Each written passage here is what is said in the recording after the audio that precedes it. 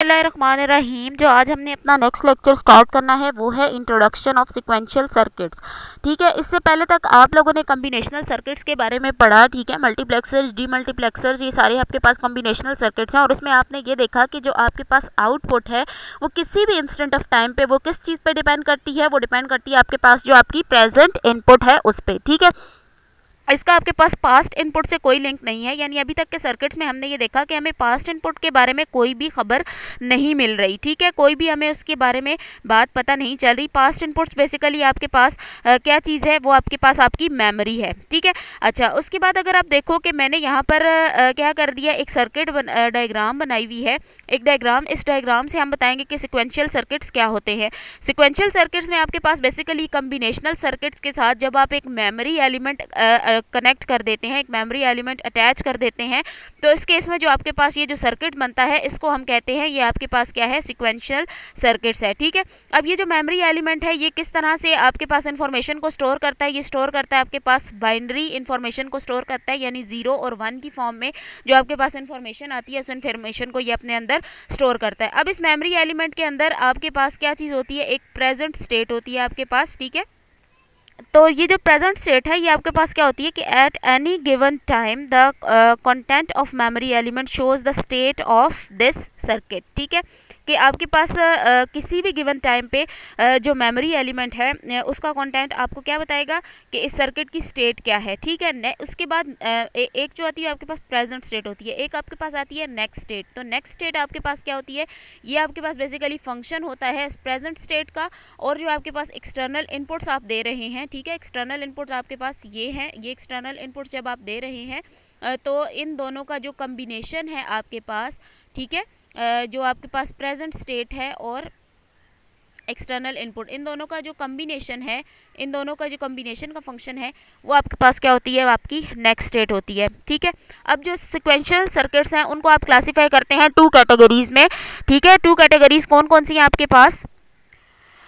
First category है asynchronous sequential circuits, और asynchronous sequential circuits जो है इनको हम अगर डिफाइन करा लें तो हम डिफाइन कैसे करा सकते हैं कि सिक्वेंशियल सर्किट्स जो हैं whose behavior depend upon the sequence in which the input signal changes is referred to as asynchronous sequential circuits and the output will be affected whenever the input changes। ठीक है, अब ये जो circuits होते हैं इनका मकसद क्या है, या इनको आप जब यूज़ करते हैं तो इससे आपको नुकसान क्या होता है कि हमेशा जब भी आप इनपुट चेंज करेंगे, किसी भी इंस्टेंट ऑफ टाइम पे जब आप इनपुट को चेंज करेंगे तो आपकी आउटपुट भी उससे इफेक्ट हो जाएगी। तो ये चीज़ हमें किसी भी सर्किट के अंदर नुकसान पहुँचा सकती है, यानी किसी जगह पर अगर हमने कोई इनपुट आउटपुट चाहिए और अगर हम उससे को इनपुट को चेंज कर रहे हैं तो वो आउटपुट भी हमारे पास चेंज हो जाती है।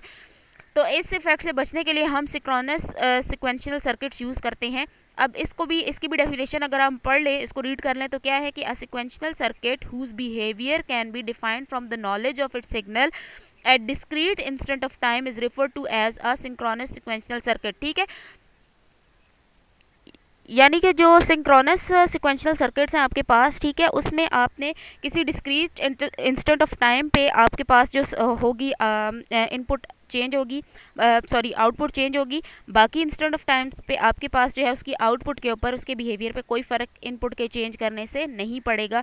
तो ये वाले जो सर्किट्स होते हैं इनको हम जो है वो ज़्यादा अपने डिजिटल इलेक्ट्रॉनिक के सर्किट्स के अंदर यूज़ करते हैं। ठीक है, अच्छा, एसिंक्रोनस सर्किट्स जो हैं उनमें जो मेमोरी एलिमेंट्स यूज़ होते हैं सर्किट में वो आपके पास क्या होती है, वो टाइम डिले डिवाइस होती है। ठीक है, टाइम डिले डिवाइस क्या करती है कि आपके पास जब आपने इनपुट से आउटपुट तक कोई भी सिग्नल प्रोपोगेट करना है तो वो सिग्नल कुछ टाइम लेगा आपके पास प्रोपोगेट होने में।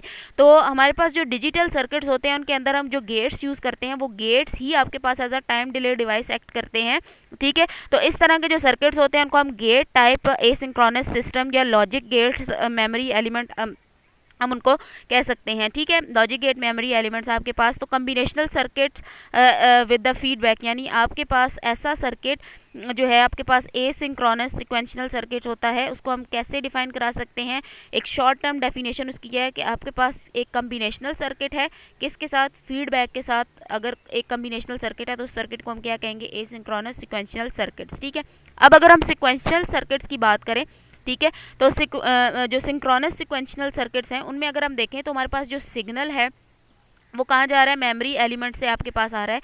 अच्छा, अब उसके लिए आप क्या यूज़ करते हैं, एक पल्स यूज़ करते हैं। पल्सेस में आपके पास देखो इस तरह की एक पल्स बनती है, और इस पल्स में आपके पास ये जो टर्म होती है, हाई वैल्यू जो है वो लॉजिक 1 को रिप्रेजेंट करती है, और जो लो वैल्यू है वो लॉजिक 0 को रिप्रेजेंट करती है। अच्छा, अब हमने क्या करना है, इसके लिए अगर हम इसको सिंक्रोनाइजेशन प्रोवाइड करनी है तो उसके लिए हम यूज़ करेंगे मास्टर क्लॉक जनरेटर डिवाइस। ठीक है, ये क्या करती है, ये डिवाइस क्या करती है, जनरेट करती है periodic train of clock pulses को जनरेट करती है। और कोई भी सर्किट जिसमें हम क्लॉक को as a input of memory element use करते हैं, इस तरह के जो सर्किट होते हैं इनको हम कहते हैं क्लॉक सिक्वेंशनल सर्किट्स। ठीक है। अच्छा, आपके पास नेक्स्ट जो लेक्चर्स होंगे उनमें हम स्टडी करेंगे फ्लिप फ्लॉप सर्किट्स के बारे में। तो इनके अंदर बेसिकली यही टर्मिनोलॉजीज यूज़ हो रही होती हैं।